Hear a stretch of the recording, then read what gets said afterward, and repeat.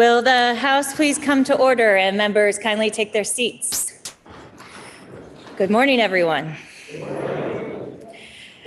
The devotional this morning will be led by Justin Marsh, also known as Emoji Nightmare of Cambridge. Good morning. I'm Emoji Nightmare, and I am the founder of Drag Story Hour in Vermont, and I'm going to read a book for you this morning. It's called Just Add Glitter. If you want to, you can use your glitter hands to sprinkle glitter all throughout the State House this morning.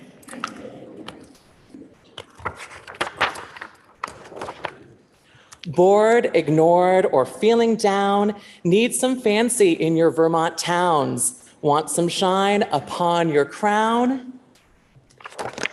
Just add glitter.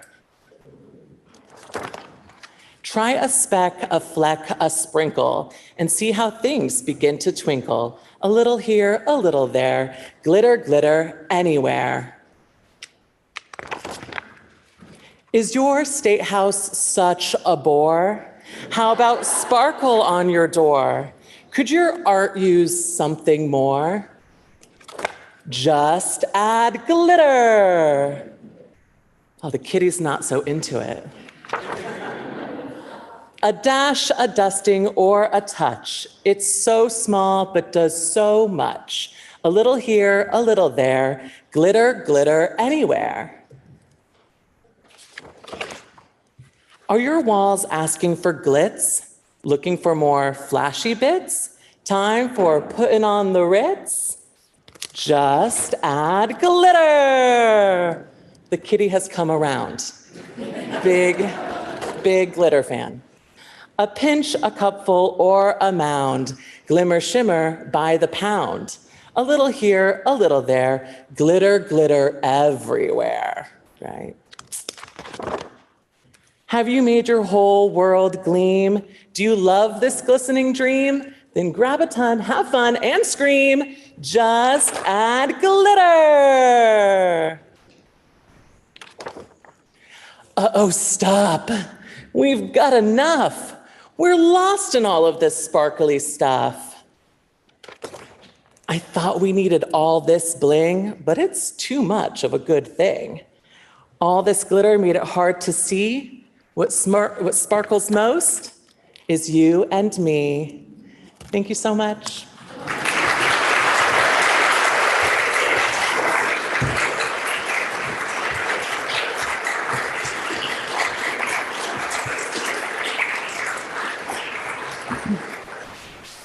Members, we have received a request to read a House concurrent resolution that the House and Senate have adopted pursuant to the consent calendar. HCR 114 is a House concurrent resolution honoring Karen Horn of Moortown for her exemplary leadership representing and strengthening local government in Vermont. Please listen to the reading of the resolution. Whereas Karen Horn's academic and professional journey, which led her role as an informed municipal policy advocate at the Vermont State House, began when she earned her bachelor's and master's degrees in political science from McGill University and the University of Vermont, respectively. And whereas earlier in her career, Karen Horn served as director of the Executive Office of Housing and Economic Development in Massachusetts, and she was subsequently an economic and community development specialist in the Vermont Department of Housing and Community Affairs.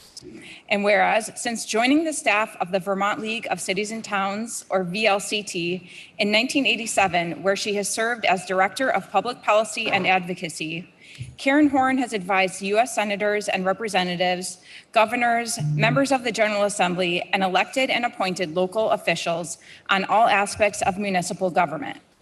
And whereas Karen Horn's unique ability to track, prognosticate about, and guide legislation in every corner of the State House made the VLCT weekly legislative report and every annual legislative preview and wrap-up must-read resources.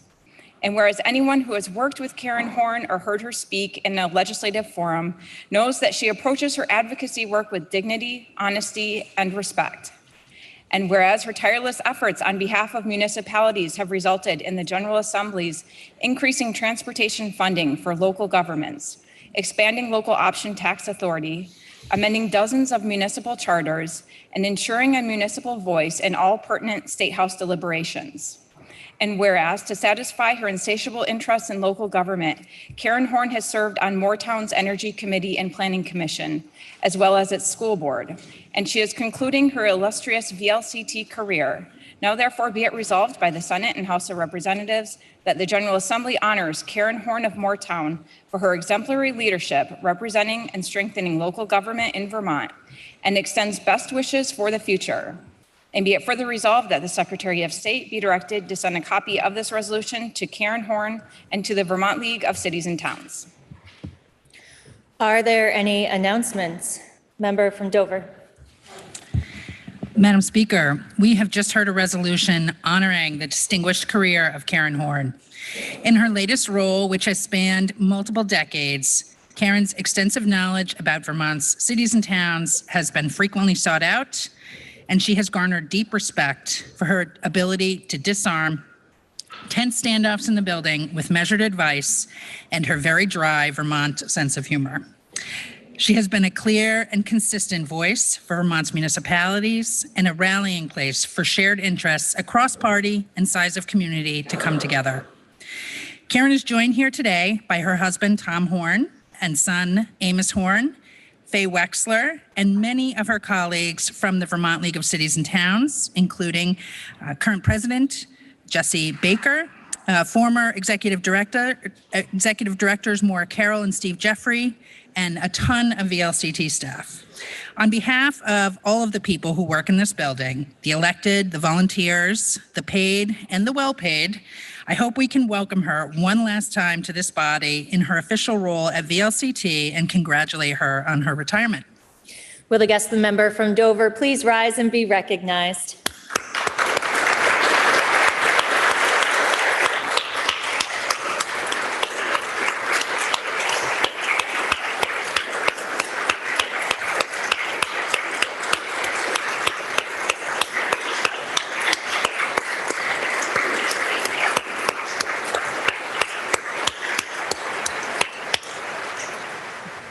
Member from Winooski.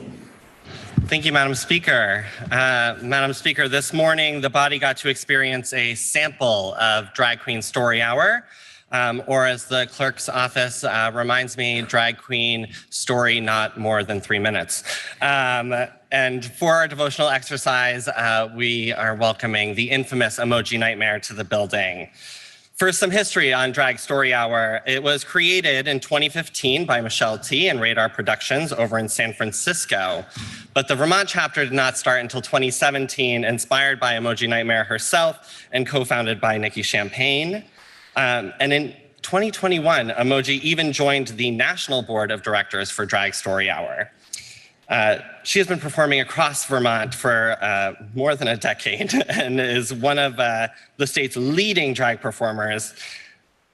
Though she encouraged you all to spread glitter across the State House, I very much encourage you to just use the metaphorical glitter to protect the health of our Vermont State Curator. But Madam Speaker, I am biased in saying that Emoji is one of my absolute favorite drag queens and best friends, and I hope that the body will join me in welcoming her to the People's House. Will the guest member from Winooski please rise and be recognized?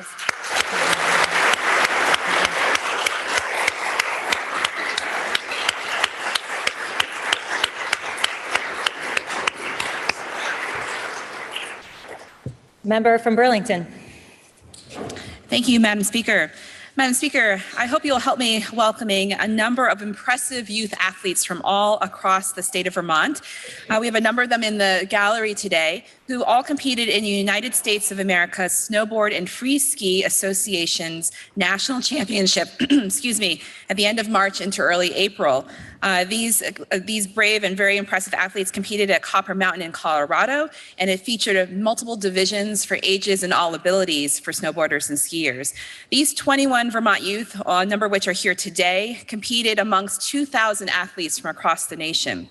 They certainly made Vermont proud by several of them bringing home gold and silver medals from this championship.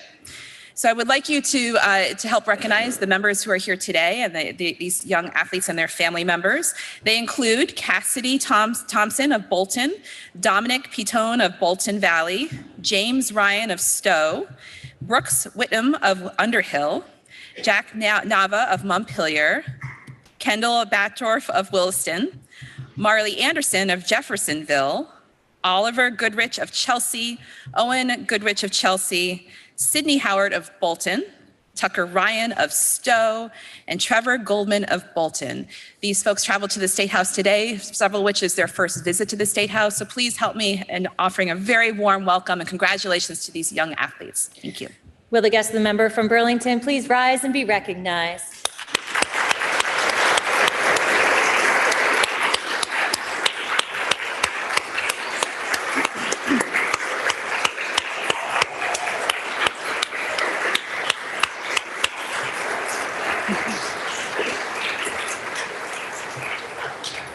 Member from Orwell. Thank you, Madam Speaker. I have three guests in the gallery here today, three constituents of mine. First, I have Kate Hunter, who is Orwell's librarian. And if you want to see an amazing rural library, head down to Orwell. I live next door, so knock on the door. Kate has given so much to Orwell in the programming and revitalization of the library, even working on a renovation project right now that's in the early phases that's really exciting for our town. She's here largely today due to her daughter, Willa, who is here. Willa was so inspired by learning civics that she helped to start the first student council at Orwell Village School, and has insisted that her mother bring her to select board meetings and even here to the People's House to better understand how state government works. She's really excited about that. And I also have with us today the former member from Pittsford, a friend, I think, to many in this building and many here in this chamber, Andy Snyder. So I'm hoping with your leave that we can welcome them. Thank you. Will the guest of the member from Orwell and former member please rise and be recognized?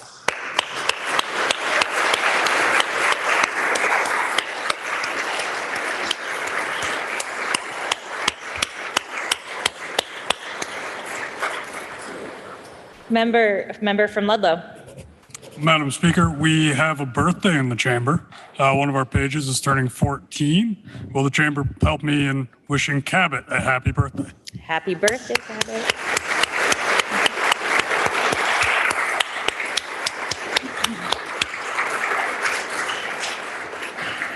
Member from Chester. Madam Speaker, former Representative Carolyn Partridge has asked me to let you know as a heads up or a warning that she and her son will be doing the devotional tomorrow and Ben will be playing the bagpipes. A wonderful tradition. Are there any further announcements? Member from Bradford. Madam Speaker, just a reminder to the Rural Caucus, they'll be meeting in the pavilion in room 270 at 8 a.m. tomorrow. We'll be discussing bill updates and then looking ahead to the summer and fall. Member from Rutland City. Thank you, Madam Speaker.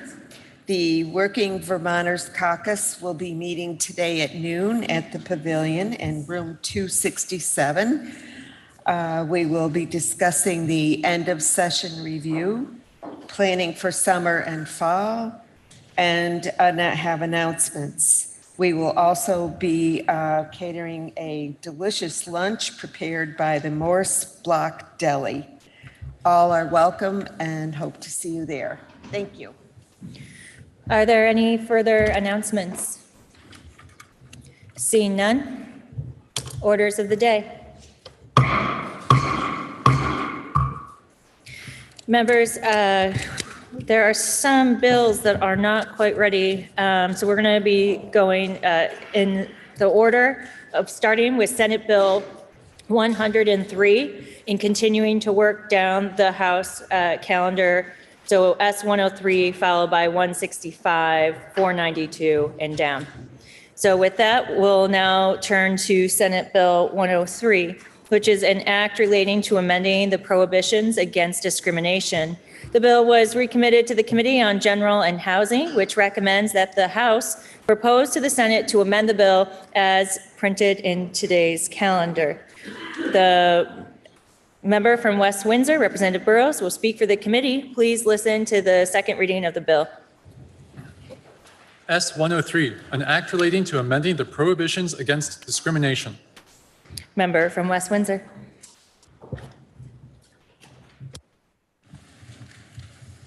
Thank you, Madam Speaker. Madam Speaker, how severe does severe harassment have to be in order for a person in a protected class to be protected by Vermont's legal system? How pervasive does pervasive harassment have to be? More broadly, why is our society still in a place where any level of harassment is acceptable? We should not be forced to tolerate any level of harassment, including, but especially, not harassment aimed at intimidating or humiliating a person in a protected class. S-103 takes the fun out of work. S-103 takes the fun out of work environments if that fun causes damaging humiliation. Madam Speaker, may I quote from a January 12th, 2021 Gallup poll? You may. Thank you, Madam Speaker. Madam Speaker, among the findings of a January 12th, 2021 Gallup poll, 1 in 4 Black and Hispanic workers reported recent discrimination at work. 3/4 of the Black workers among these report race-based discrimination. Madam Speaker, may I quote from the nonpartisan National Research Opinion Center, or NORC, at the University of Chicago? You may. Thank you, Madam Speaker. According to an October 6, 2020 study, up to 43% of gay people and up to 90% of transgender people surveyed in the report face discrimination and harassment in the workplace, being passed over for promotions or fired because of their sexual orientation. Up to 30% of straight workers witnessed discrimination towards their coworkers in the workforce based on sexual orientation. Why is this allowed to happen? And how can laws help to correct this type of work environment? Madam Speaker, may I read from Title VII of the Civil Rights Act of 1964? You may. Thank you, Madam Speaker. Title VII of the Civil Rights Act of 1964 provides that it is not just wrong, but unlawful for an employer to, quote, fail or refuse to hire or discharge any individual or otherwise discriminate against any individual in respect to his compensation, terms, conditions, or privileges of employment because of such individual's race, color, religion, sex, or national origin, unquote. Madam Speaker, the 1986 Supreme Court of the United States case, Meritor Savings v. Vincent, set up our current system of discrimination and harassment standards, providing for 2 categories. 1, quid pro quo harassment, and 2, hostile work environment harassment. In it, the Supreme Court developed guidelines for analyzing a hostile environment claim, adopting the Equal Amendment Opportunity Commission, or EEOC model.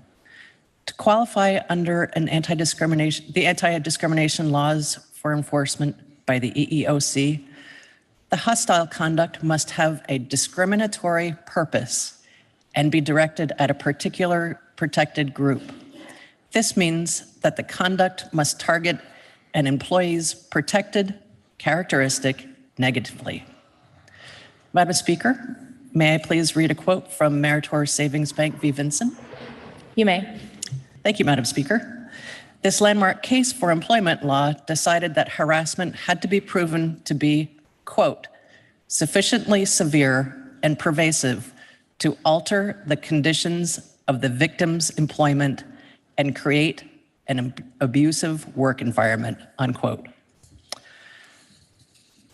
Madam Speaker, the Supreme Court 7 years later in Harris v. Forklift Systems, Inc., clarified that decisions ought to be made based on both subjective and objective interpretation of a preponderance of evidence, including whether the conduct was unwelcome, whether such conduct was to the degree of severity or pervasiveness that could be judged by a subjective or objective standard, whether a victim must establish psychological harm, and under which conditions an employer may be held liable for harassment engaged in by supervisors, customers, or coworkers.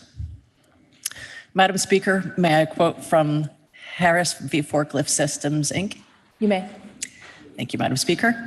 A discrimination or harassment determination, quote, can be determined only by looking at all the circumstances. A trier of fact should consider frequency, severity, the physical or verbal nature of the conduct, and the level of interference with the victim's work performance, unquote. That last phrase is key, repeated almost unaltered from the case. One of the effects of the court's requirement of evidence of interference with work performance is that it is extremely difficult to prove. Work performance may suffer, but a preponderance of evidence may not prove that interference in attendance or performance is directly related to a toxic work environment caused by unmitigated or unaddressed harassment. A single act, though severe, may not be pervasive. Further, according to the Vermont Human Rights Commission, courts do not understand how to view people with intersecting identities. A young woman of color with a disability must prove that she was subjected to severe or pervasive harassment on each separate basis. The totality of all harassing behavior is ignored.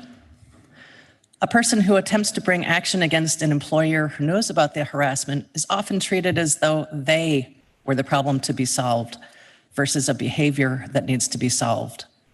In Vermont, harassment claims must be copied to the Attorney General's office in order to monitor pattern behavior. That office pursues 1 or 2 cases per year, but there are hundreds of cases that can't be pursued. And then arbitration does not provide a public record, so we don't know how many cases there are, nor do we have an adequate basis for comparison. And because of all this, because the bar of proof is so restrictively high, because as a result, these workers must continue to endure inhumane treatment, because often any settlement may result in being forced to agree to not work in another part of the organization. Because of all this, the vast majority of people, one study suggests up to 80%, who report harassment end up leaving their jobs. Of course they do. Now here we are with S103, which may be found on page 3434 in today's House calendar, and also on the committee page for House General and Housing. S103 enforces employment law that prohibits discrimination in employment and in places of public accommodation for members of specific protected classes. For the purposes of this bill, these include race, national origin, sexual orientation, gender identity, and disability, in addition to existing protections against pay discrimination on the basis of sex. This bill does this through 3 provisions. 1, pay equity. 2, it does away with no hire clauses in out-of-court settlements. And 3, it redefines discrimination and harassment standards. Section 1 amends 21 VSA 495, unlawful employment practice. Section 1 clarifies that discriminatory harassment is unlawful.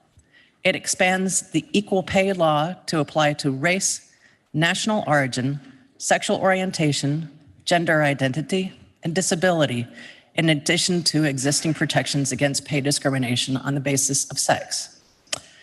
It does allow for merit, seniority qualifications, and other business-related differentiations in pay, not just equal pay based strictly on membership in a protected class.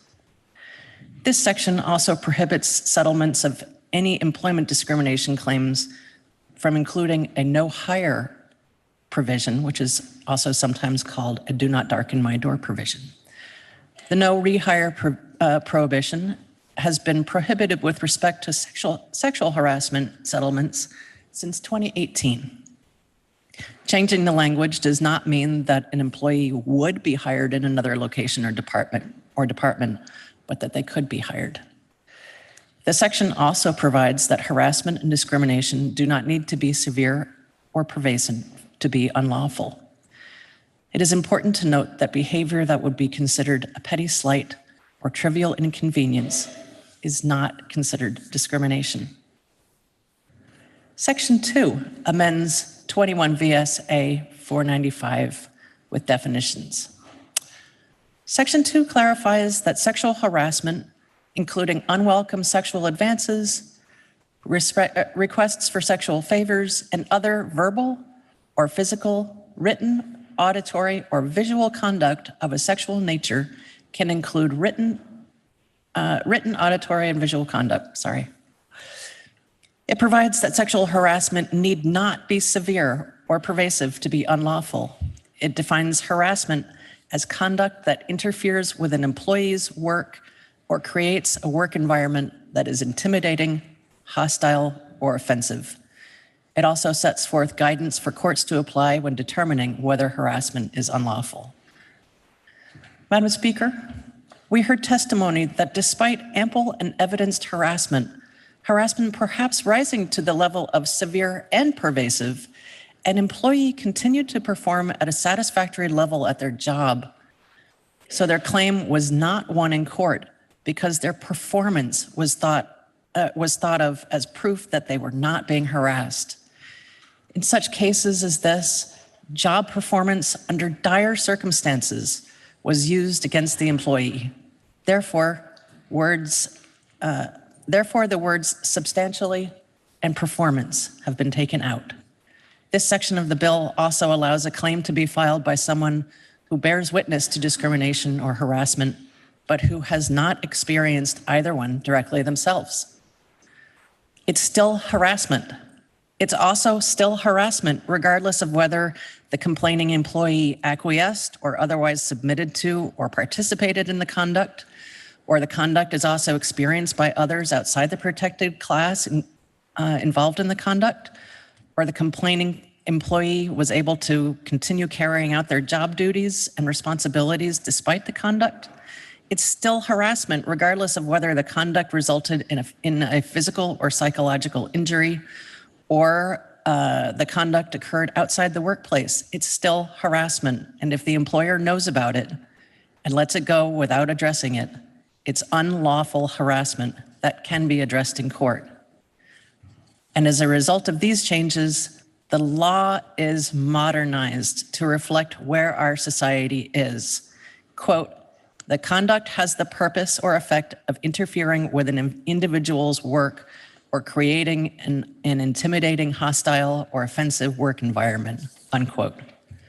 The upside to this language is that we are setting expectations for how people will act in a work setting. Employees will be able to expect that a workplace will be free from a hostile or offensive work environment, and that also means that employers will be more likely to set the tone by providing such an environment. Section 3 amends 9 VSA 4501, definitions of harassment. Section 3 adds the definition of harass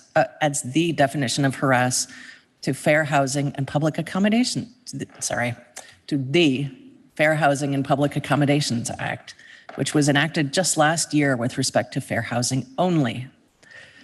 Now we are updating it so that it also applies to places of public accommodation. Places of public accommodation are places that are privately owned but open to general members of the public, like restaurants, movie theaters, housing, sports arenas, and so on. Harassment is defined in this section as unwelcome conduct that detracts from, undermines, or interferes with an individual's ability to use a place of public accommodation or purchase, rent, or use a dwelling or other real estate.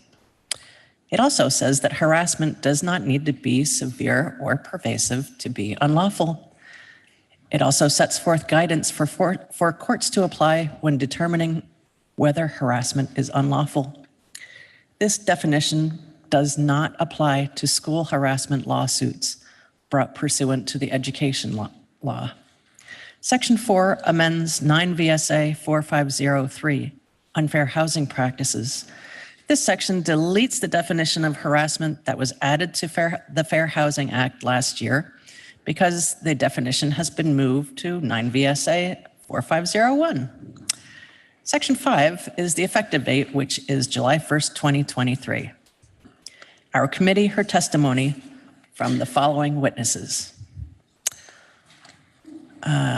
Executive Director, Vermont Commission on Women, Director of Economic Development, Vermont Network Against Domestic and Sexual Violence, an attorney from Rich Cassidy Law, Executive Director of the Vermont School Boards Association, the Chair of the House Committee on Education, the Government Affairs Manager of the Lake Champlain Regional Chamber of Commerce, the Executive Director of the Office of Racial Equity, the Executive Director of Gedakina, the Commissioner of the Department of Human Resources, the Racial Equity Policy and Research Analyst from the Office of Racial Equity, the bill's senior reporter, a self-advocate from Middletown Springs, a self-advocate from West Paulet, legislative counsel from Office of Legislative Counsel, the attorney from the Vermont School Boards Insurance Trust, the Vermont chapter of the National Association of Social Workers,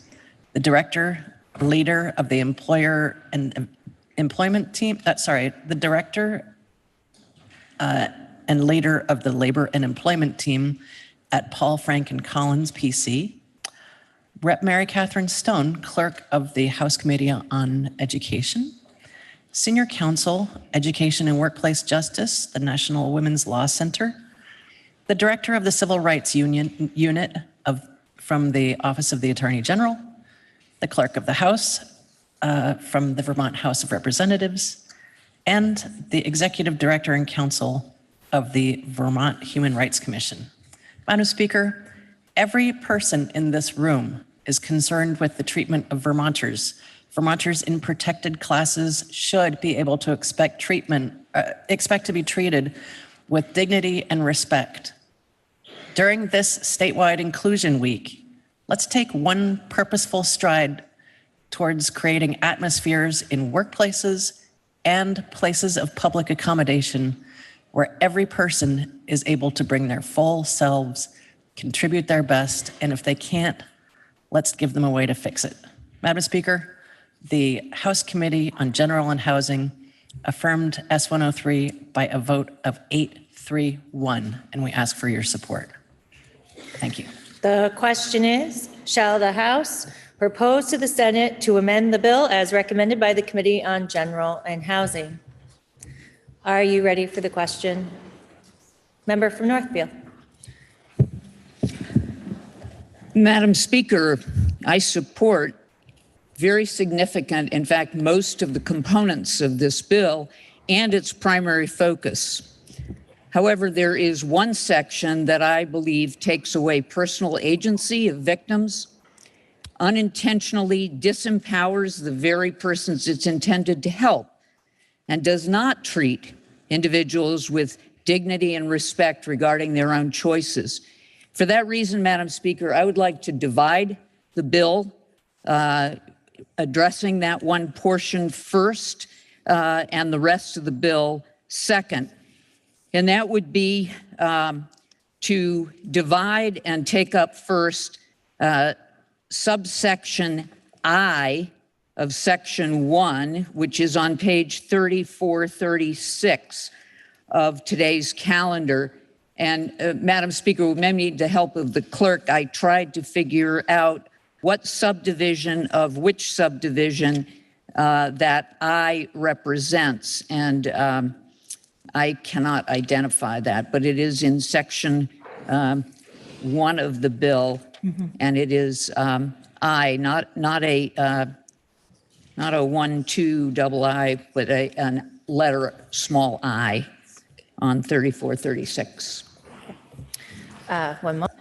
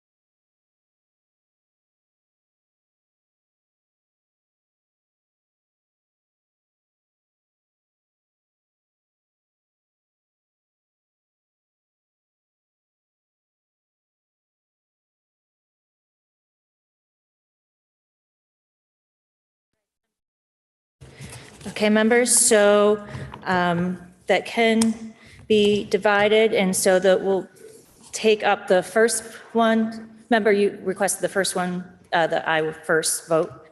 So the question is, shall the House propose to the Senate to amend the bill as recommended by the Committee on General and Housing in the first section, which is subsection I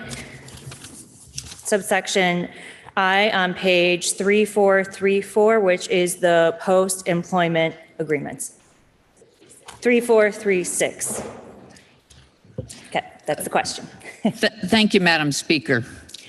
This is the section that is specific to settling a claim on a violation of the overall statute on harassment. And what it does is prohibit a settlement in which the employee is barred from returning and working for that employer. And certainly on its face, that sounds like a reasonable thing to say, well, we can't let employers do that. I think we're forgetting the other side of the question, and that is, what if the employee does not want to go back to that job or that employer for any number of reasons, including the possibility that they've found another job in the interim pending the settlement discussions that they far prefer and want to stay in, or simply that the experiences they went through in terms of relationships, even with peers in that particular place of employment, were too traumatic to want to go back. If that an individual knows they don't want to go back, and the employer doesn't want them back, but doesn't know the employee's position, it is a critical bargaining chip, if you will, in a negotiation, because that employee can gain other benefits, potentially significant ones, as part of agreeing to not go back to a job that they don't want to go back to. We are taking away that individual's ability to negotiate and benefit from that part of the settlement negotiation. Madam Speaker, we have had this debate before, and in a prior session with different membership of the body. My concern and position over this was not sustained. It hasn't changed, and in fact, it is strengthened, because in the interim, since we last took up a similar provision, I have been in this circumstance. I brought a claim for age discrimination, and then the Attorney General's actually added a claim of retaliatory actions. I did not want to go back to that job position or that employer at all, for many reasons, but very specific to what I had experienced. And yet, if this was in place, I would not have been able to use my own preferences and choices about not returning as an ability to gain in my own settlement discussions. We've heard that 80% of victims leave their jobs. We haven't heard how many of those didn't want to return. And it's for those people that we are making an assumption about a situation and the reason for it. And by making that assumption, we are taking away from them their own ability, their own agency to determine what their course should be, what they want in a settlement negotiation. It doesn't empower victims, it disempowers them, because we think we know best for them, but it may not be best for them. Madam Speaker, this piece of the bill is a bit of a sidebar. It's consistent with the assumed intent, the well-meaning intent of the bill, but it's not as directly on point as most of the other parts. And I think that the bill is stronger without getting involved with this difficult issue of interfering with the settlement empowerment of a victim. So I urge the body to vote no and remove this section from the bill. Thank you. The question is, shall the House propose to the Senate to amend the bill in the first division of the report of the Committee on General and Housing, which is Section 1's 21 VSA subsection 495 subsection I, located on page 3436 of today's calendar. Member from West Windsor. Thank you, Madam Speaker. This provision is already law in right? In sexual harassment. It was already enacted into law in 2018 as part of the set of sexual harassment laws. So, thank you. Are you ready for the question? All those in favor? Member from Waterbury, what is your point of order? So yes vote is to keep the language in. A no vote is to take the language out. I'll repeat the question. Shall the House propose to the Senate to amend the bill in the first division of the report of the Committee on General and Housing, which is Section 121 VSA subsection 495, section, 495 subsection I, which is on page 3436. Are you ready for the question? Member from Northfield. So again, by way of clarification, Madam Speaker, I am urging a no vote. And I would note that, as I said in my comments, this is an issue that we discussed relating to another part of law several years ago, and it is in our law. I don't think we should extend that mistake to a new area of law. Thank you, Madam Speaker. Are you ready for the question? If so, all those in favor, please say aye. Aye. All those opposed, please say nay. Nay. The ayes appear to have it. The ayes do have it, and you have proposed to the Senate to amend the bill in the first division of the report of the Committee on General and Housing, which is Section 1, subsection I. Now, the question is, shall the House propose to the Senate to amend the bill as recommended by the Committee on General and Housing in the second division of the report, which is the remainder of the bill? Are you ready for the question? Member from Winooski. Thank you, Madam Speaker. I rise with gratitude for the work of the committee in expanding the protected classes within the provisions for unfair housing, et cetera. But I have some concerns around potential inequities that are also being codified. So I wonder if I can inquire from the reporter of the bill. The member from West Windsor is interrogated. Thank you, Madam Speaker. In the bill report, there was mention about schools and the lack of inclusion of schools. So I'm wondering if the committee took any testimony about the impact of school-based harassment and discrimination on students and families. We did, Madam Speaker. Thank you. And I guess if we're looking at employment and protections for employees, such as teachers, administrators in the school versus students in the school, is it correct in my understanding that this bill will result in school employees having greater protections from harassment and discrimination compared to the youth? Madam Speaker, that is correct. Thank you. One last question. I see that the committee thought, and I agree, that severe and pervasive was a standard that was too high in housing, employment, and every other place of public accommodations. And I'm wondering why the bill carves out schools, which are also places of public accommodations. Madam Speaker, thank you for the question. While we did take testimony and strongly consider adding education to Section 3 of this bill, ultimately, it was decided that, among other reasons, because it would be the first of its kind in the United States. It should be considered more thoroughly and with greater and wider testimony than we were able to set aside during this session. I thank the member.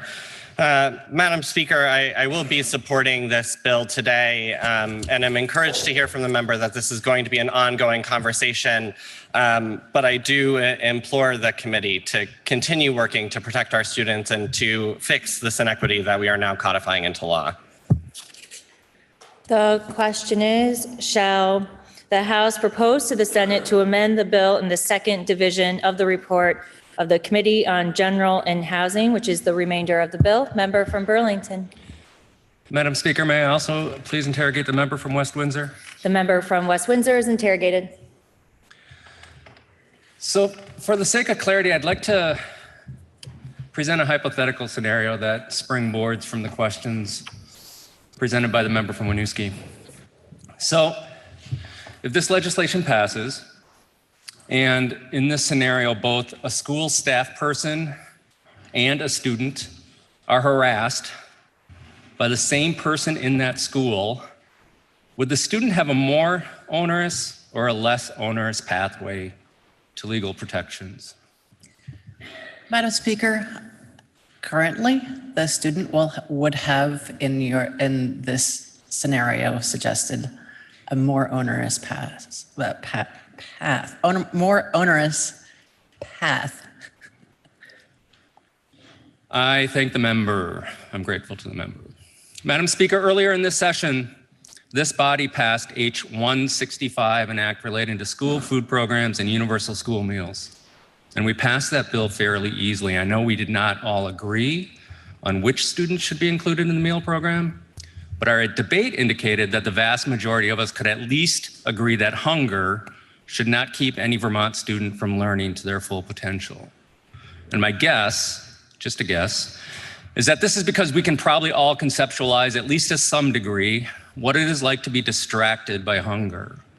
Although many of us have not had to endure acute or chronic hunger, we can probably at least understand the concept that when we're distracted, even temporarily, by hunger, we might not learn as well in the moment. With that understanding, it then becomes easy to view the matter of hunger as urgent. I worry that we're overlooking an equal distraction when we don't include students in our expansion of harassment and discrimination laws. And I'm especially worried that this might be due to the fact that many of us in this chamber may not truly be able to conceptualize the impacts of harassment and discrimination like we do with hunger, and that the matter then loses urgency, especially at the end of the session. So to punctuate this concern, I'm going to rely on the discrimination training we all received last week and illustrate how our identities might keep us from truly understanding just how pervasive and disruptive harassment and discrimination is in our schools. And I'll use my own identities for the sake of this example.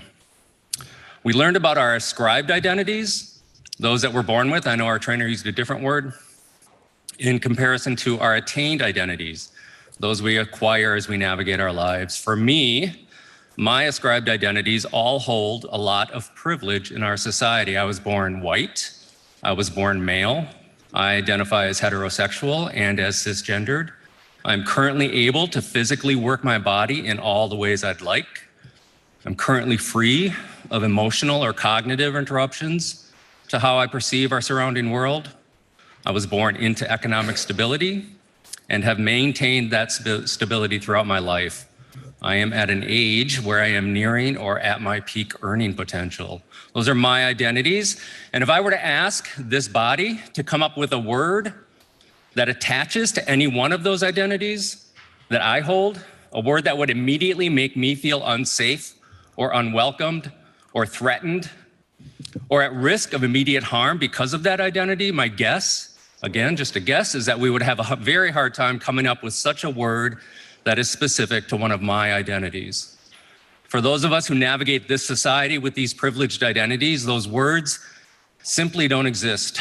We're rarely made to feel uncomfortable or threatened or harassed due to those identities, our very identities. I'm also willing to guess That for members who do hold identities that have been marginalized by our society, identities that have been actively oppressed by our societies, that the words that do exist that would immediately threaten those identities have probably already been recalled with ease as I've been making this point. Words that indicate you are not welcome in this space, that you don't belong in this space. Power and privilege will always seek to preserve itself, and one of the ways that happens are with words that seek to remind us of status and belonging. Due to my ascribed identities, I will never know what it is like to navigate this space or to have navigated our educational environments as anything other than a straight, white, heterosexual, cisgendered male. Because I can't possibly know what it might be like to navigate those arenas with an identity that has been marginalized or oppressed, my only option is to believe the stories of those who are brave enough to share them with me. Students who hold identities that our society has marginalized will tell you that the words and microaggressions most certainly exist and that they accumulate often daily to keep them feeling unsafe, unwelcomed, and often threatened. And as someone with many connections to students at the university setting, I can tell you countless stories of students who arrive to my campus with marginalized identities and are saddened to learn that harassment and discrimination persist into the arenas of higher education. Common frustrations expressed to me by those students when they're identifying incidents of harassment and discrimination can be summarized as sorrow to learn that they haven't escaped what they've sadly become accustomed to experiencing. A frustration to learn that it's here too in my campus arena. Our students should not be held to a more stringent standard to prove the existence of harassment and discrimination in their learning environments. And I too am grateful to learn that our Committee on Education has committed to keeping this matter for our consideration with the next session. Madam Speaker, I will vote in support of this bill today, but I urge the body to remember that we have plenty of work left as it relates to protecting our students when we return in January. Thank you. The question is, shall the House propose to the Senate to amend the bill in the second division of the report of the Committee on General and Housing, which is the remainder of the bill? Member from Williston. Madam Speaker, I just want to note for the body that there is a short form bill that the Education Committee has already put forward regarding this matter to take our work into next session, and we are deeply committed to the students of Vermont. That is why we do all the work that we've done in our committee. And we are particularly interested in the upstream preventative work we can do, the very kind of training we had here as members. I know as a high school teacher myself, is the kind of work we need to be doing with our students and that will have the largest impact. We have tremendous work going on in the state around Act 1, monumental legislation that this body passed, and our sustained commitment to the implementation of Act 1 will be critical to this work in the future. So your Education Committee is looking forward to working on all aspects of that as we move forward with our agenda next year. Are you ready for the question? A member from Winooski. Madam Speaker, may I interrogate the presenter of the bill? The member from West Windsor is interrogated. Madam Speaker, I'd like to know whether the committee discussed any of the mental health conditions that would qualify as a disability, or can you inform me what that is in statute if it is so defined? I'm sorry, Madam Speaker, I could not hear the question clearly. I apologize. I'm wondering whether the committee discussed which mental health conditions would qualify as a protection under this bill. I'm sorry, Madam Speaker, which mental health conditions would be protected or Yes. would qualify as protection? Both of those. Did you discuss any specific mental health challenges or conditions? Madam Speaker, I need to consult with our legal counsel. The House will stand in recess for a brief moment.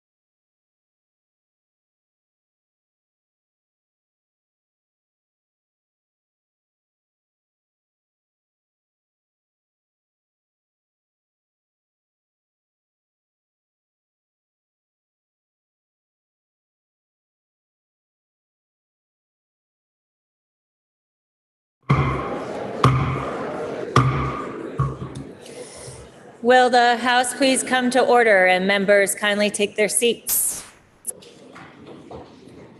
Will the House please come to order? Member from West Windsor. Thank you, Madam Speaker, and thank you for allowing me a chance to consult to find the right answer. The definition of any sort of disability is in Section 495D and is based on our Americans with Disabilities Act, which has been federal law since 1991. That includes any kind of condition which limits a person's ability to carry out major activities such as work, education, and other activity-related activities.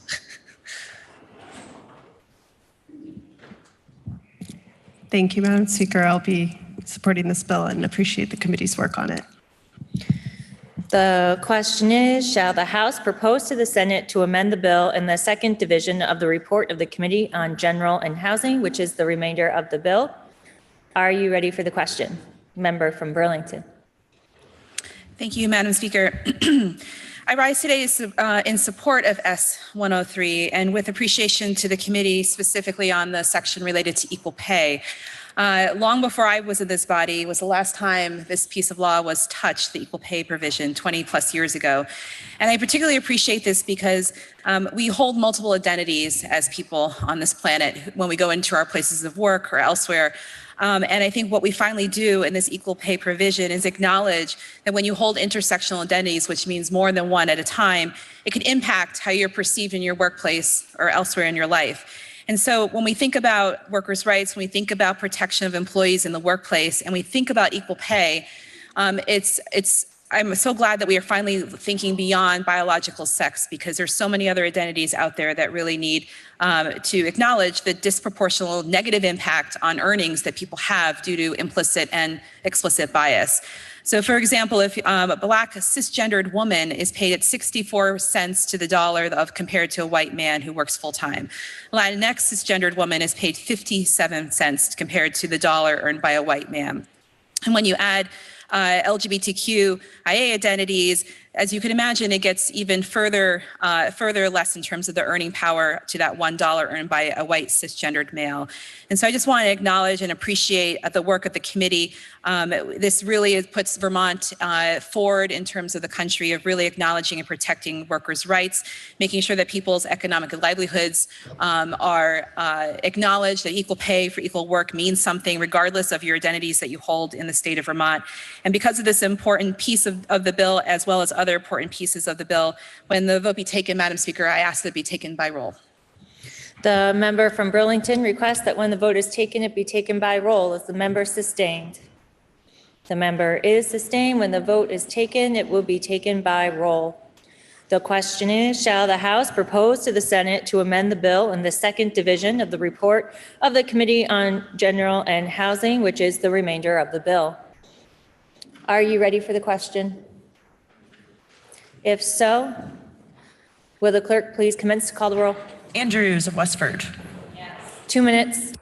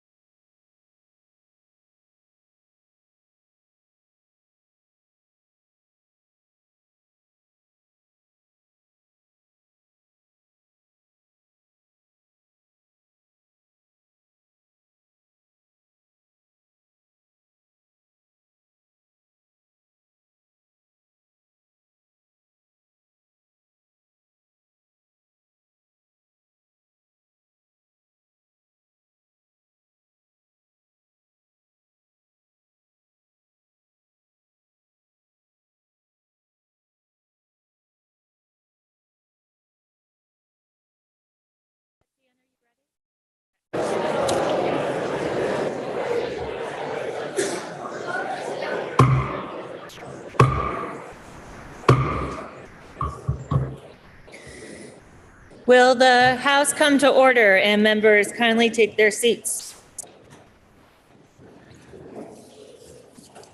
I would like to remind members that we are in the middle of a roll call vote. Members and guests are prohibited from using computers, phones, or any type of electronic device. Please refrain from the passing of notes and conversation during a roll call. When the clerk calls your name, please answer in a loud and clear voice so the clerk can accurately record your vote.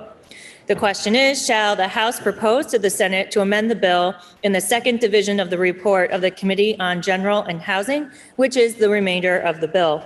Will the clerk please continue to call the roll? Andriano of Orwell. Yes. Anthony of Berry City. Yes. Harrison of Weathersfield. Yes.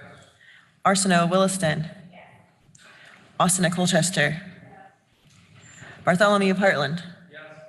Bartley of Fairfax. No. Beck of St. Johnsbury. Yes. Rebecca of Winooski. Yes. Byron of Virgins. Yes. Black of Essex. Yes. Bloomley of Burlington. Bongarts of Manchester. Yes. Boslin of Westminster. Yes. Boyden of Cambridge. Yes. Brady of Williston. Yes. Brannigan of Georgia. Brennan of Colchester. Brennan. Thank you. Brown of Richmond. Yes. Brownell of Pownell. Brumstead of Shelburne. Yes. Burdett of West Rutland. Burke of Brattleboro. Burrows of West Windsor. Yes. Buss of Woodstock. Yes. Campbell of St. Johnsbury. Yes. Canfield of Fairhaven. Carpenter of Hyde Park. Yes. Carroll of Bennington. Yes. Casey of Montpelier. Yes. Chapin of East Montpelier. Yes. Chase of Chester. Yes. Chase of Colchester. Yes. Chestnut Tandreman of Middletown Springs. Christie of Hartford. Yes. Chena of Burlington. Yes. Clifford of Rutland City. No. Coffey of Guilford. Yes. Cole of Hartford. Yes. Conlon of Cornwall. Corcoran of Bennington. Yes. Cordes of Lincoln. Yes. Damar of Venusburg. Demereux of Corinth. Yes. Dickinson of St. Albans Town. No. Dodge of Essex. Dolan of Essex Junction. Yes. Dolan of Waitsfield. Yes. Donahue Northfield. Yes. Durfee of Shaftesbury. Yes. Elder of Starksboro. Yes. Emmons of Springfield. Yes. Farley's Rubio Barnett. Yes. Galfetti of Berrytown. Yes. Garifano of Essex. Yes. Goldman of Rockingham. Yes. Ghostland of Northfield. Thank you. Graham of Williamstown. Granning of Jericho. Yes. Gregoire of Fairfield.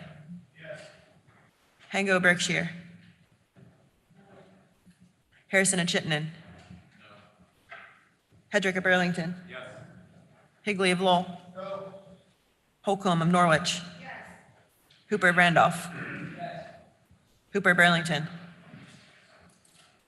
Houghton of Essex Junction. Howard of Rutland City. Yes. Hyman of South Burlington. Yes. James of Manchester. Yes. Jerome of Brandon. Yes. Kornheiser of Brattleboro. Yes. Krasnow of South Burlington. Yes. Labor of Morgan. No. LaBounty of Linden. Yes. Lally of Shelburne. Yes. Lalone of South Burlington. Yes. Lamont of Morristown. Lanford of Virgins. Yes. LaRush of Franklin. No. Levitt of Grand Isle. Yes. Lipsky of Stowe. Yes. Logan of Burlington. Yes. Long of Newfane. Yes. McGuire of Rutland City. Yes. Marcotte of Coventry. Yes. Maslin of Thetford. Yes. Matos of Milton. Yes. McCann of Montpelier. Yes. McCarthy of St. Albans City. McCoy of Pulteney. McFawn of Berrytown. Yes. McGill of Bridport. Yes. Mahaly of Calais. Yes. Minier of South Burlington. Yes. Morgan of Milton. Morris of Springfield. Morrissey of Bennington. Mrowicki of Putney. Mulvaney Stanek of Burlington. Nicole of Ludlow. Nod of Rutland City. Noyes of Wolcott. Nugent of South Burlington. O'Brien of Tunbridge. Odie of Burlington. Oliver of Sheldon. Page of Newport City. Pyala of Londonderry. Parsons of Newberry. Pat of Worcester. Pearl of Danville. Peterson of Clarendon. Pouch of Heinsberg. Priestley of Bradford. Rachelson of Burlington. Rice of Dorset. Roberts of Halifax. Samus of Castleton. Sackwitz of Randolph. Shia of Middlebury. Shaw of Pittsford. Sheldon of Middlebury. Sibilia of Dover. Sims of Craftsbury. Small of Winooski. Smith of Derby. Squirrel of Underhill. Stebbins of Burlington. Stevens of Waterbury. Stone of Burlington. Supernaught of Barnard. Taylor of Milton. Taylor of Colchester. Templeman of Brownington. Toledo of Brattleboro. Toof of St. Albans Town. Torrey of Moortown. Troiano of Stannard. Walker of Swanton. Waters Evans of Charlotte. White of Bethel. Whitman of Bennington. Williamsbury City. Williams of Granby. Wilson of Linden. Wood of Waterbury. Brownell of Pownell. Burdett of West Rutland. Burke of Brattleboro. Conlon of Cornwall.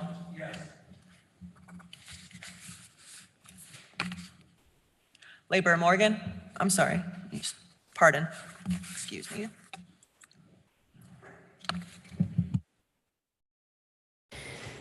For purpose of explanation, member from Fairfax. Madam Speaker, we are talking about what is unlawful. We all agree that discrimination and harassment are abhorrent, but making something unlawful is a significant shift and will have serious consequences. When the standard is completely abandoned, employees will be the ones who suffer. As a human resources professional, I know this to be true. Member from Northfield. Madam Speaker, I'm voting yes on this segment of the bill and what it contains. I cannot and will not support the bill as a whole with the inclusion of I, which disrespects and disempowers the people we claim to be protecting.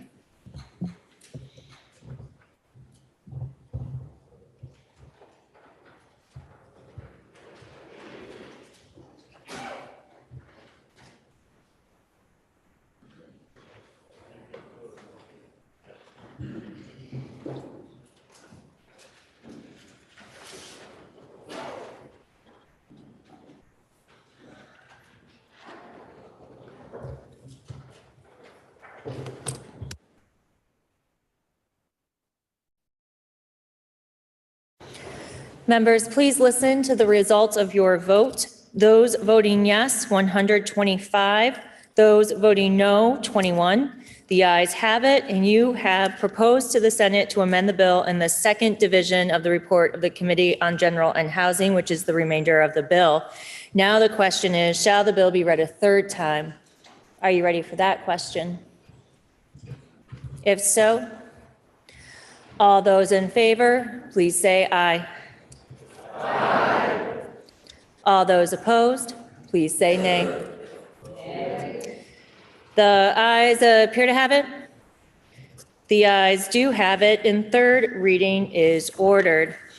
Next, we'll turn to House Bill 165, which is an act relating to school food programs and universal school meals.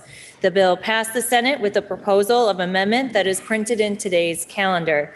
The pending question is, shall the House concur in the Senate proposal of amendment? Member from Hartford. Madam Speaker, the Senate proposal of amendment to 165, a bill to enact permanent universal school meals in the state of Vermont, can be found on page 3,440 of your House calendar. You will notice only a single change to the bill.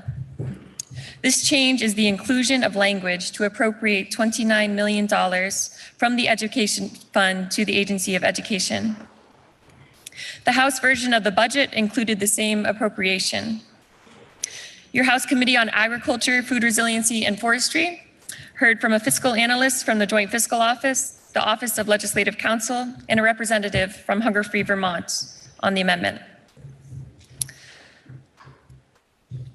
We voted to concur with the amendment on account of 10-1-0, and we respectfully request your support. The question is, shall the House concur in the Senate proposal of amendment? Are you ready for the question? Member from Craftsbury.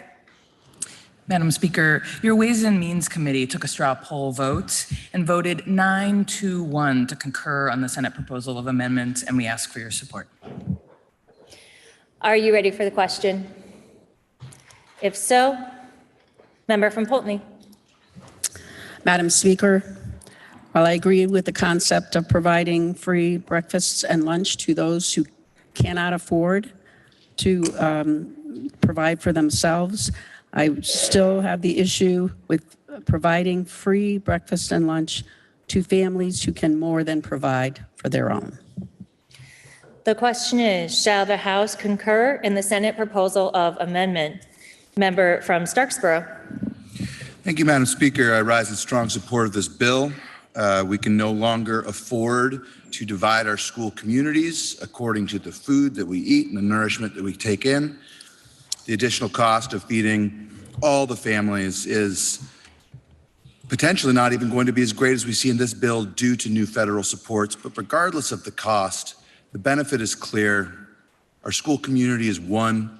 Our student body works together. There are not divisions in their day that keep them from learning because there's not enough food available, or keep them feeling a stigma that should recede into the past, basically. You know, we've had over the years students stigmatized for whether they participate in this program. We have other students feeling separate because they don't.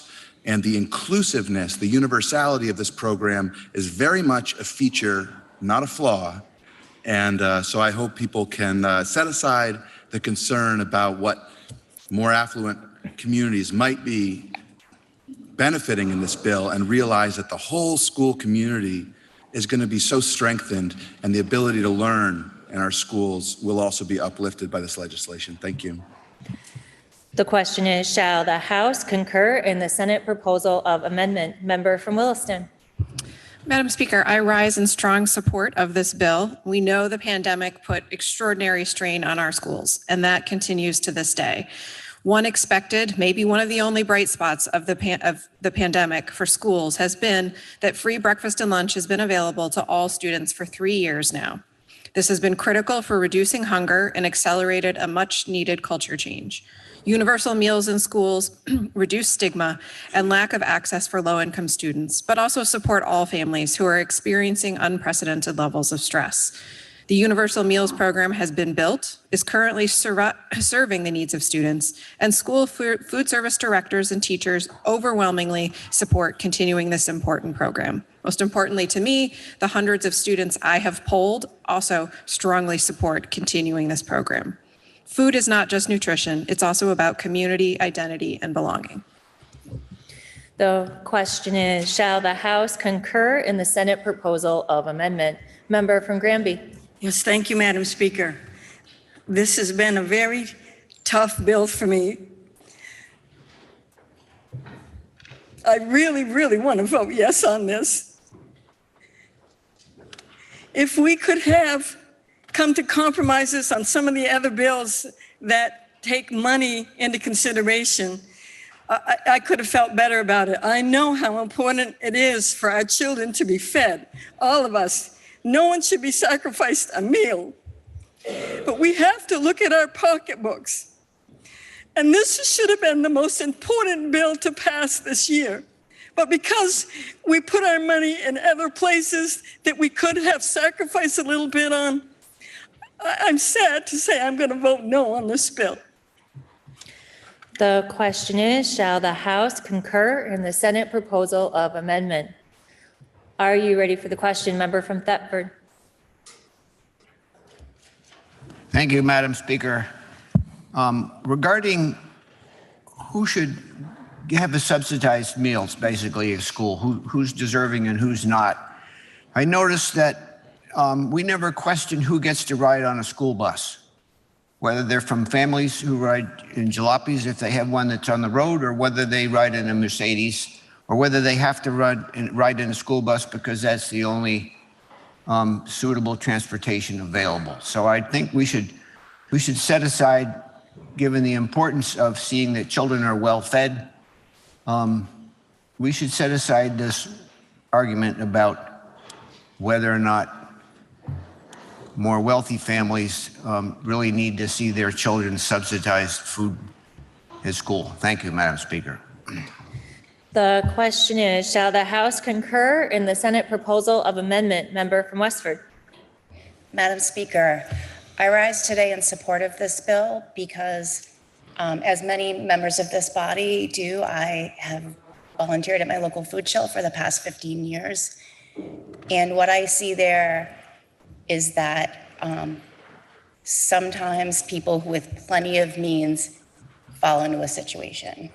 And sometimes people with plenty of means, unfortunately, do not treat their children the way that we wish that they would.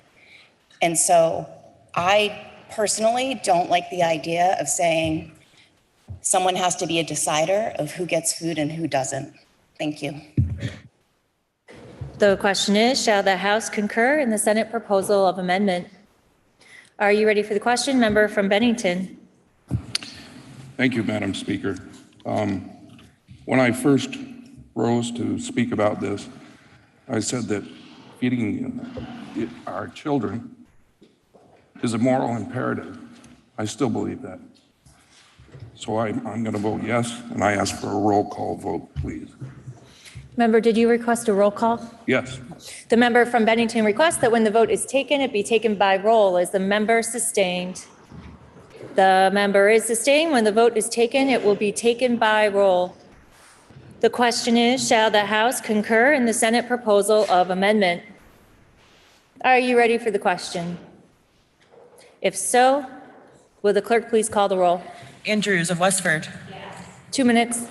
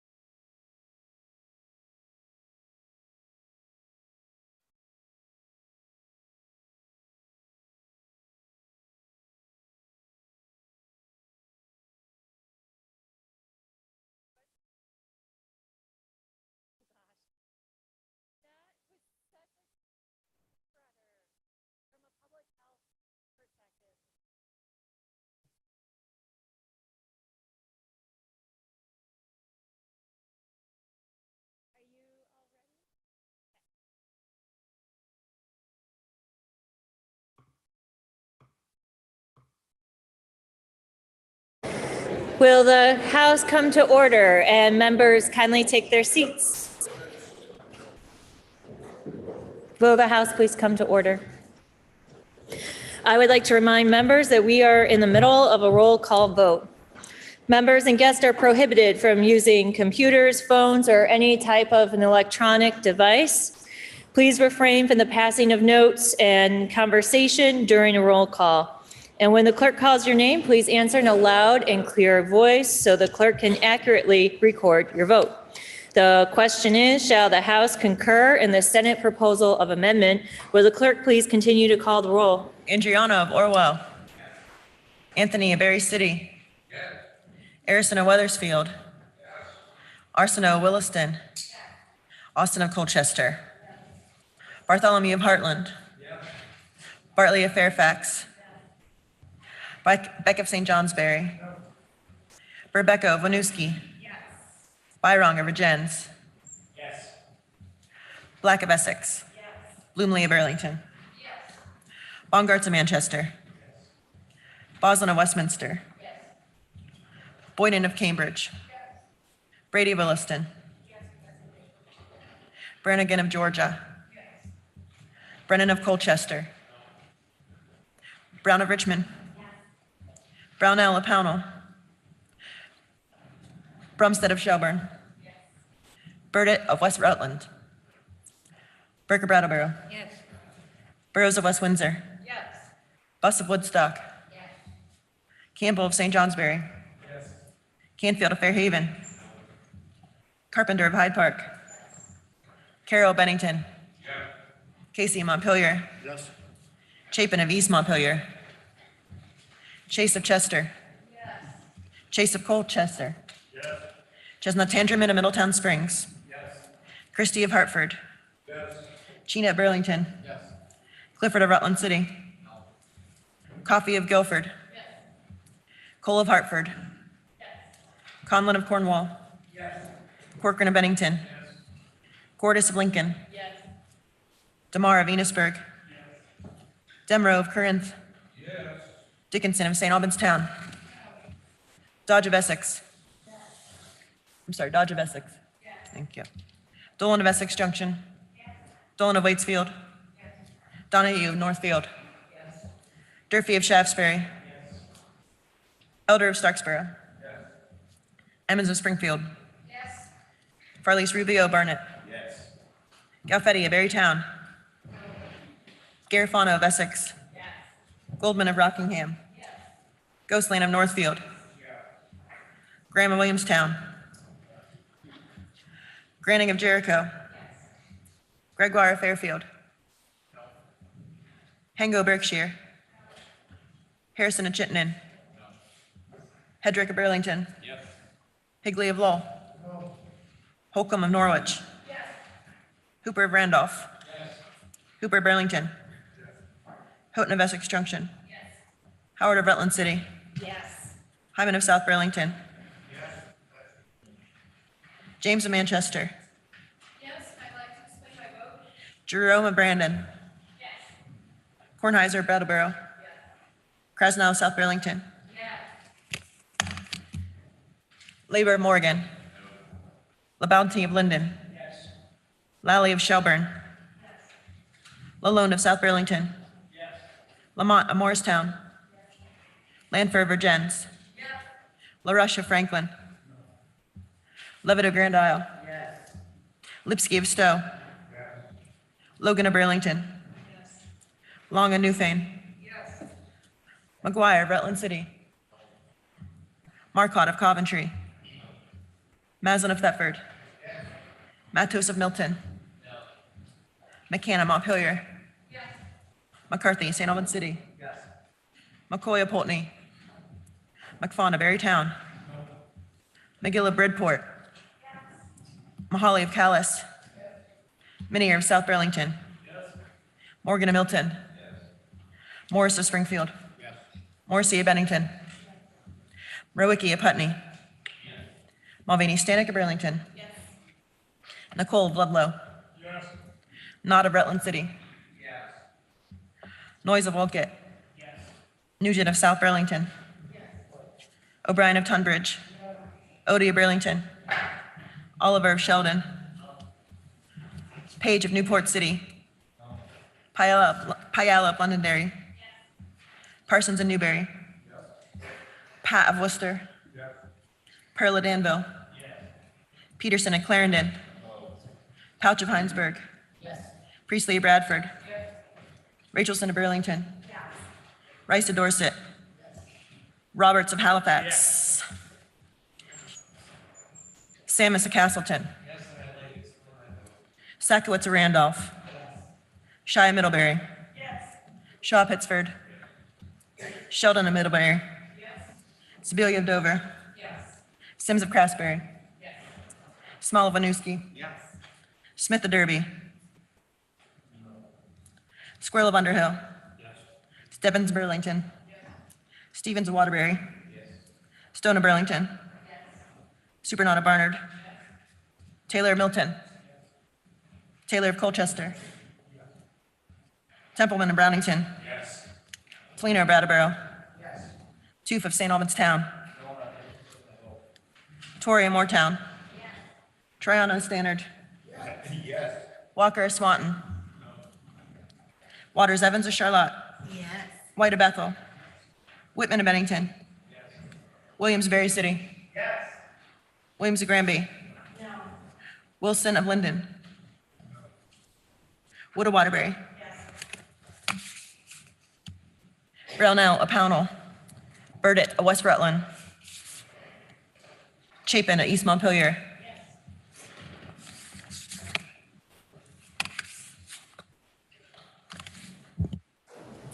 For purpose of explanation, member from Williston.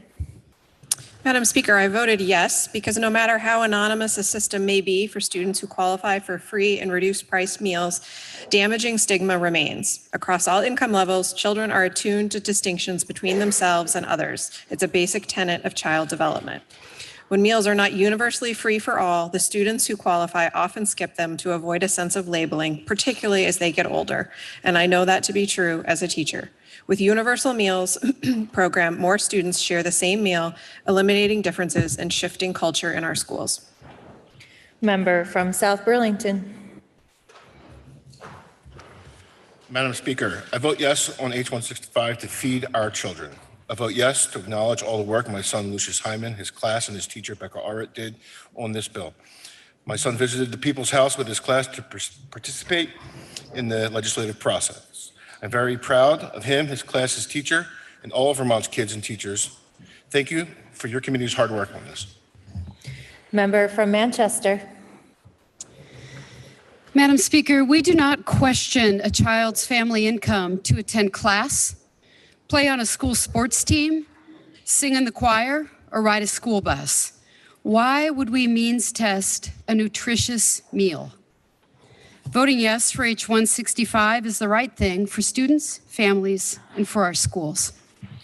Member from Castleton.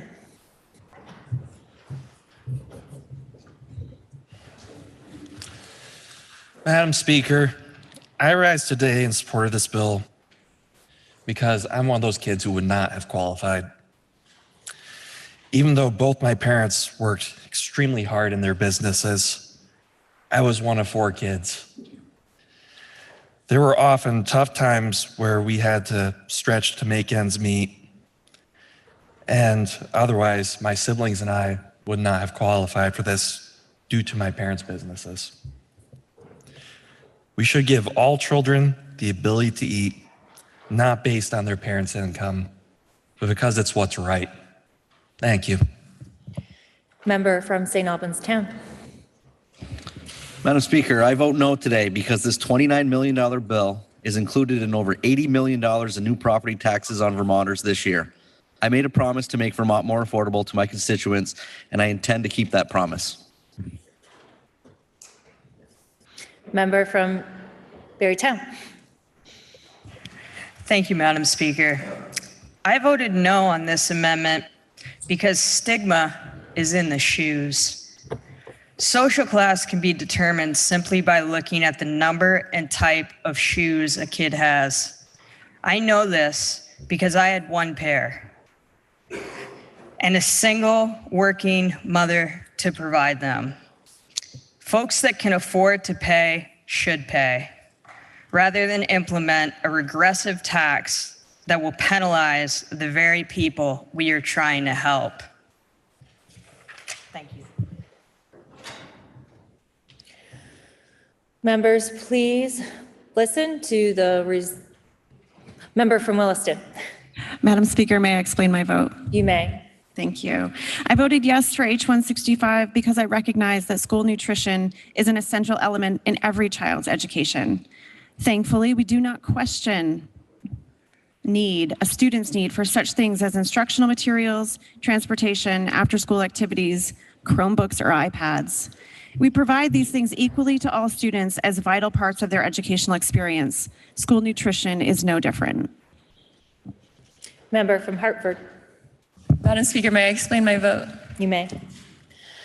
I am proud of our state for leading the nation in taking a systemic approach to the fight against hunger, one which simultaneously supports the dignity of students, increases opportunities for institutional purchasing from local farms, and maximizes the efficacy of our tax dollars through the drawdown of federal funds. Member from St. Johnsbury. Madam Speaker, may I explain my vote? You may. When constituents ask you who pays for universal school meals, be sure to tell them that it will be on their property tax bill. Thank you, Madam Speaker. Member from Berkshire. Madam Speaker, may I explain my vote? You may. Thank you. Madam Speaker, I voted no today because technology and resources exist to both anonymously identify students in need and compensate the food service organization in conjunction with school officials so that no student suffers from food insecurity and goes hungry. Thank you. Member from Derby. Thank you, Madam Speaker. May I explain my vote? You may. Thank you. We have a lot of trees behind the Capitol here, but none of them are money trees. So while I fully support helping families with a need, I don't think that a family with an income of $100,000 or $200,000 or $500,000 a year should be getting free lunches. We don't like their tax breaks for the wealthy, so why should we like this freebie program for the wealthy? Thank you. Please listen to the results of your vote. Those voting yes, 122. Those voting no, 25. The ayes have it, and you have concurred in the Senate proposal of amendment. Next is House Bill 492, which is an act relating to setting the homestead property tax yields and the non-homestead property tax rate. The bill passed the Senate with a proposal of amendment that is printed in today's calendar. The pending question is, shall the House concur in the Senate proposal of amendment? Member from St. Johnsbury. Thank you, Madam Speaker. If you recall, the yield bill left this body on March 31st. It's back. The Senate has had their look at it. They have proposed 4 instances of amendment. The first is they recommended a property yield of $15,443 instead of our $15,477. They recommended an income yield of $17,537 instead of our $17,577. And they recommended that the non-homestead rate should be $1.39 1/10 instead of our $1.38 8/10. And they also reduced the tax reserve that we have set aside in our bill to help buffer property taxes in FY25, and they reduced that from 22 million to 13 million. And the reasons for those changes are, in a nutshell, is they have the Senate has allocated 1.1 million to the tax department for some IT fund maintenance that was not in the House version of the bill. They've also reserved 9.1 million for a COLA provision in the pension fund. I think some of you were aware that this year the inflation was over 5%, and that put our retired teachers in a little bit of a tough situation this year. We had $3 million in our version of the bill to make that good for this year. The Senate also put in $9 million so that if that problem occurs in the future, that we will have the money to pay for that. So that will be solved. The bottom line, they have a difference of 2.2 million, which is really not that big of a deal. And in the end, when this all sugars off, when the bill came through through this body, property tax bills were scheduled to increase on average 3.84%. With this bill, they would increase by an average of 4.06%. And that supports our statewide education spending growth, which has been voted on by all of our districts, that went up by 8%. We heard from the JFO, Legislative Council, and by a vote of 9-1, your House Committee on Ways and Means recommends that we concur with the Senate's work. The question is, shall the House concur in the Senate proposal of amendment? Are you ready for the question?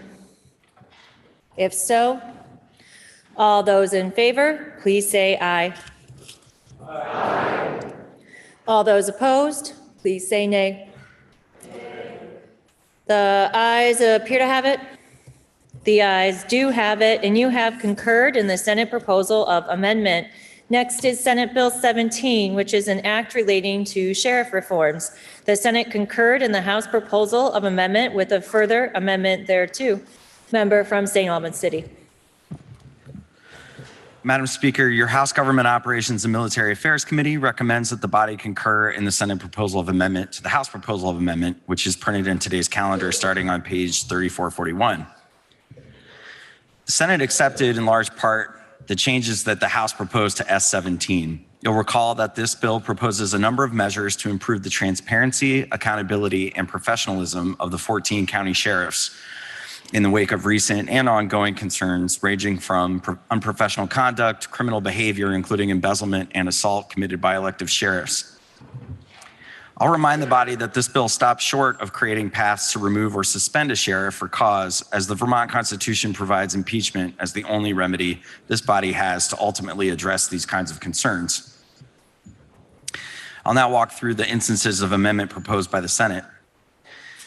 In the first instance of amendment, the language related to the increased scrutiny of sheriff's finances during the period of transition from a sheriff to a sheriff-elect is amended. In this proposal, an assistant judge would have to sign off on activities such as transfers of assets by the outgoing sheriff in amounts greater than $10,000, which should not be unreasonably withheld. In the House proposal, the backstop for when an assistant judge refuses to sign a legitimate transfer would have been the sheriff's executive committee. The Senate changes has the backup approval to the new Director of Sheriff's Operations at the Department of State's Attorneys and Sheriffs. In the second instance of amendment, the Department of Human Resources is added to support the development of the model policy for benefits and compensation.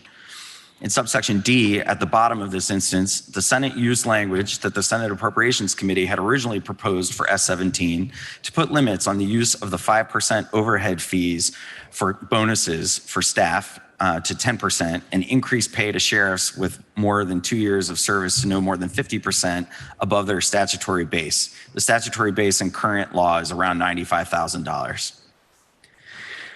Those provisions would only be in effect until the model policy on benefits and compensation is adopted, hopefully early next year.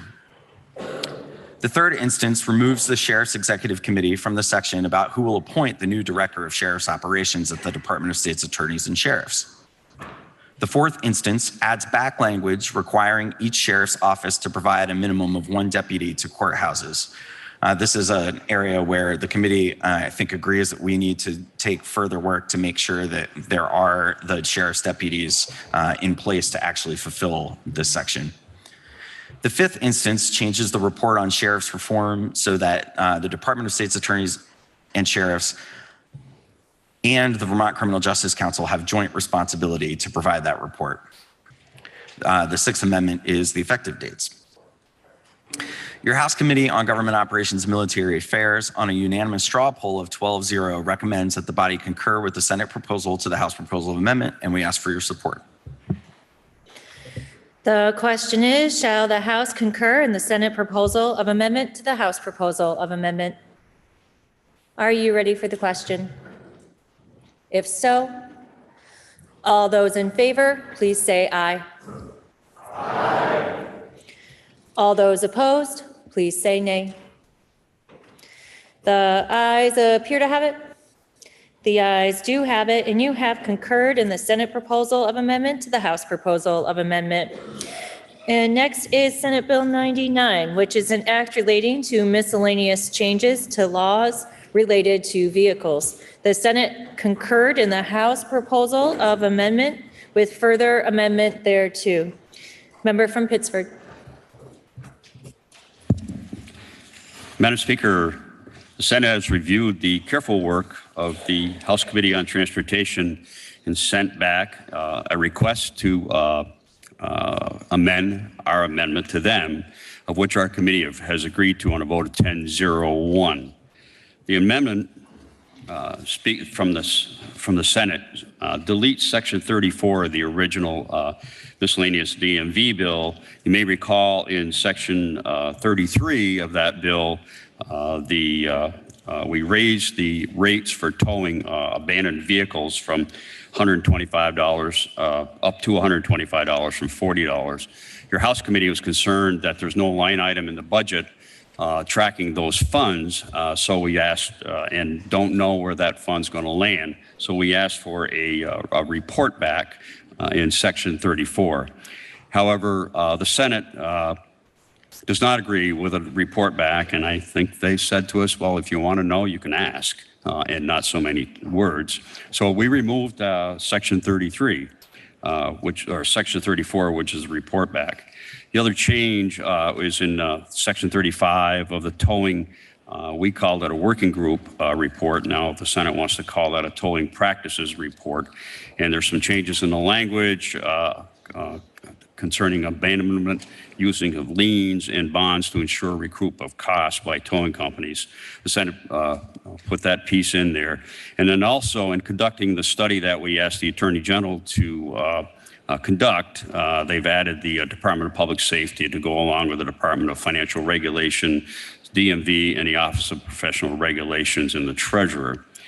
Your House version of this bill had a laundry list, we could say, of stakeholders that we would like the Attorney General to talk to in making his report. However, the Senate removed that list of stakeholders and just inserted the words solicit input and public comment from interested persons and hold at least one public hearing. And there are some other issues along the way. The Senate agreed with most of our requests that we were asking the Attorney General to do. However, the Senate has included best practices, asked the Attorney General to look at best practices from other states, and they list what the Attorney General, we would ask him to look at. And then, and with that, Madam Speaker, again, your committee vote was 10-0-1, and we asked the body's support to concur with this further proposal of amendment. The question is, shall the House concur in the Senate proposal of amendment to the House proposal of amendment? Are you ready for the question? If so, all those in favor, please say aye. Please say nay. The ayes appear to have it. The ayes do have it, and you have concurred in the Senate proposal of amendment to the House proposal of amendment. Members, at this time, we are going to recess for lunch and for any committees who need to hear amendments or bills from the Senate, and we will come back in at the fall of the gavel at 3 p.m. So the House will stand in recess until 3 p.m.